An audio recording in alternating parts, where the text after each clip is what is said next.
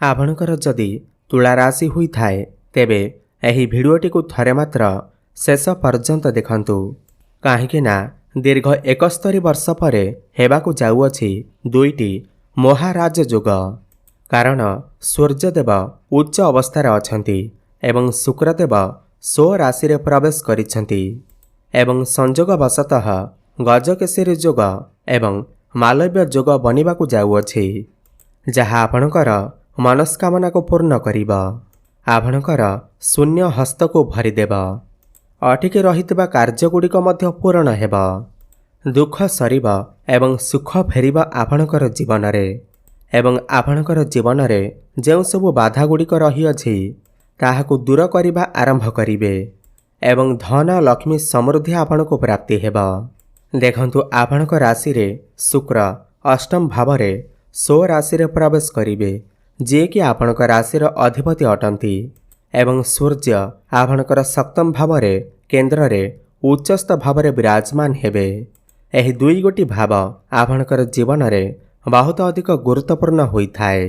तेणु करी एही अक्षय तृतीया ठारू माने एप्रिल मास 20 तारिख पर ठारू आपणकर जीवन रे आसीबा महापरिवर्तन एवं आपणकर जीवन रे जेउ सब समस्या गुड़िक रही अछि ताहाकु दूर करिबा पई आसुछंती।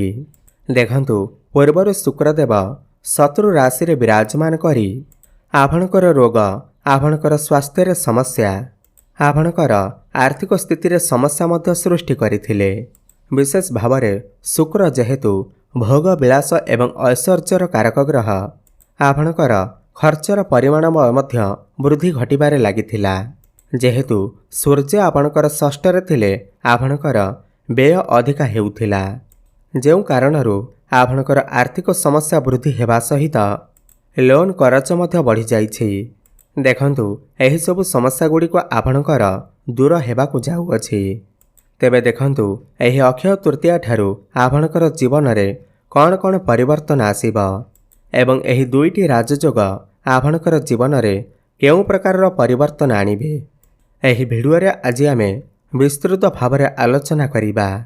एहा पूर्वरु जदि आपणकर भी तुला राशि हुई थाए एवं आपण भी ईश्वर को सच्चा हृदय रे भक्ति करुथांती विश्वास करुथांती तेबे एही भिडियोटी को लाइक करी कमेंट बॉक्स रे जय माँ लक्ष्मी जय शनिदेव अवश्य लिखि दियंतु। देखंतु जेहेतु शुक्र आपणकर अष्टम भाव रे स्व राशि रे प्रवेश करिसंती एवं सप्तम दृष्टि आपणकर धन भाव उपर को देउछंती एही अक्षय तृतीया परे आपण आपणकर सेविंग्स करिबा आरंभ करिदेबे। आपणकर पूर्वरु जेउ अर्थ समस्या रहिथिला ताहा दूर होई जिबा। शुक्रंकर धन भाव उपर दृष्टि रहुथिबारु धन लक्ष्मीर संजोग बनौअछि जेउ कारणरू आपणकर जदि किछि अर्थ फसिके रही अछि ताहा आपणको प्राप्त हेबा।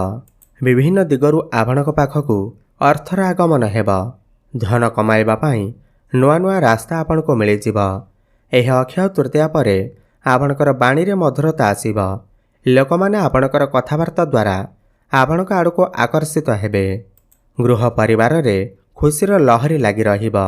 पूर्वरु जेउ पारिवारिक कलह लागिथिला परस्पर मध्यरे मन मनांतर चालुथिला एही अक्षय तृतीया परे समस्त पारिवारिक कलह दूर होई जिबा।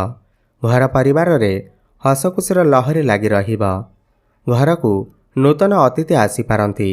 एही अक्षय तृतीया परे आपण आपणकर बाणी द्वारा किछि पैसा मध्य इनकम करि पारंती किछि एक्स्ट्रा इनकम करने को मध्य भाभी पारंती एवं अष्टम भाव रे जेहेतु शुक्र विराजमान करिवे पुणी स्व राशि रे एही समय रे आपण किछि गुप्त ज्ञानर अध्ययन करि पारंती।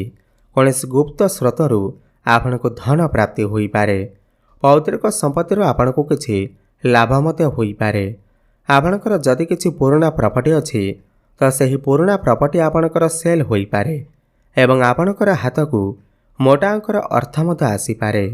जो व्यक्ति विशेष माने साइंटिस्ट अछंती रिसर्च क्षेत्र रे काम करुछंती सेमानकु अनेक शुभफलर प्राप्ति हेबा किंतु आपणकर स्वास्थ्य रे टिके समस्या देखा जिबा।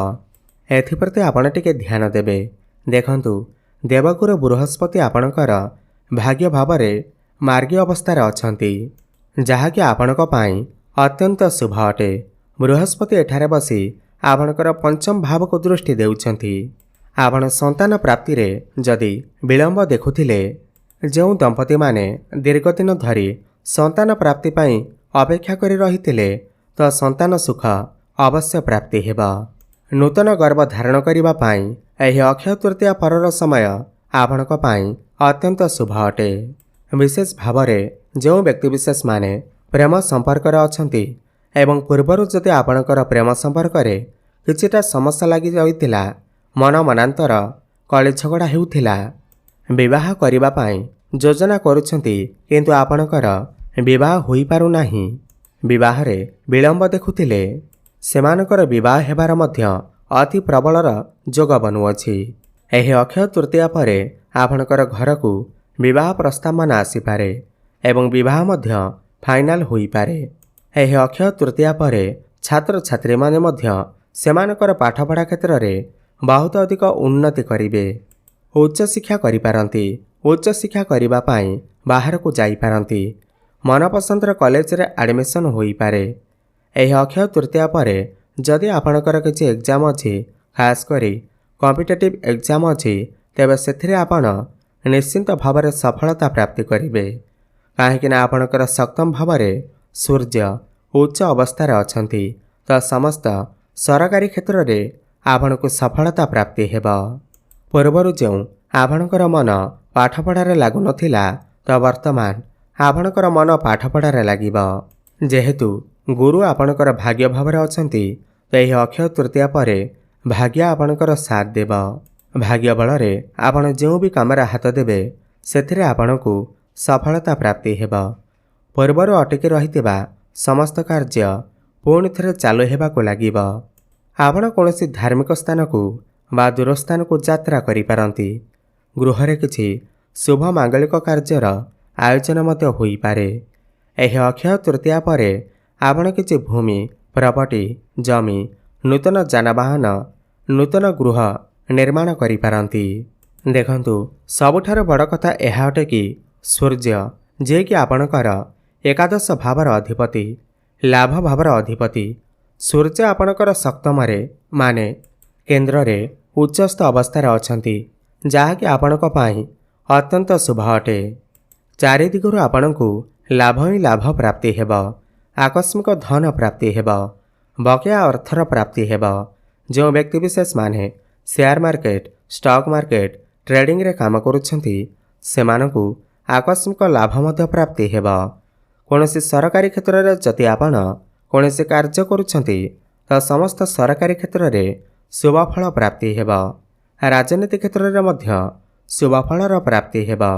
दीर्घ दिन धरी आपणकर मन भितरे जो इच्छा अभिलाष थिला, मनस्कामना थिला, ताहा पूर्ण हेबाकु जाउअछि एवं खास करी आपणकर कर्म क्षेत्र रे बहुत बड़ परिवर्तन आसीब। जो व्यक्ति विशेष माने दीर्घ दिन धरी चाकरीर अपेक्षारे थिले, सेमानकु एही अक्षय तृतीया परे निश्चिंत भावरे नूतन चाकरी, नूतन कर्म प्राप्ति हेब। जो व्यक्ति विशेष माने प्रमोशन अपेक्षारे थिले, सेमानकर प्रमोशन होइजिब, पदोन्नति होइजिब, एमानकर ट्रांसफर होई पारे।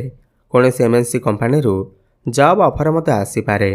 आपणक पाखकु नुआ नुआ काम आसीब एवं समस्त टार्गेट को आपण अचीव करिबारे सफलता लाभ करिवे।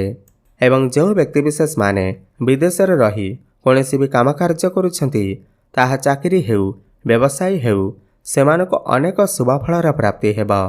वैदेशिक कार्यगति रे सफलता प्राप्ति करिवे एवं विदेश जीवार सुख मध्य आपणको प्राप्ति हेब। वैवाहिक दाम्पत्य जीवन रे पूर्वर जदि समस्या लागि रहिथिला, तो एही अक्षय तृतीया परे समस्त समस्या दूर होइजिब। आपण दुई जण मिसी फैमिली प्लानिंग करि पारंती। आपणकर लाइफ पार्टनर कर कैरियर रे ग्रोथ आसी पारे एवं एही अक्षय तृतीया परे आपण किछि नूतन व्यापार मध्य आरंभ करि पारंती। आपणकर कस्टमर बढ़िबा सहित आपणकर दैनिक रोजगार मध्य बढ़िजिब। पूर्व अपेक्षा आपणकर आय रे वृद्धि देखिबा को मिलिब।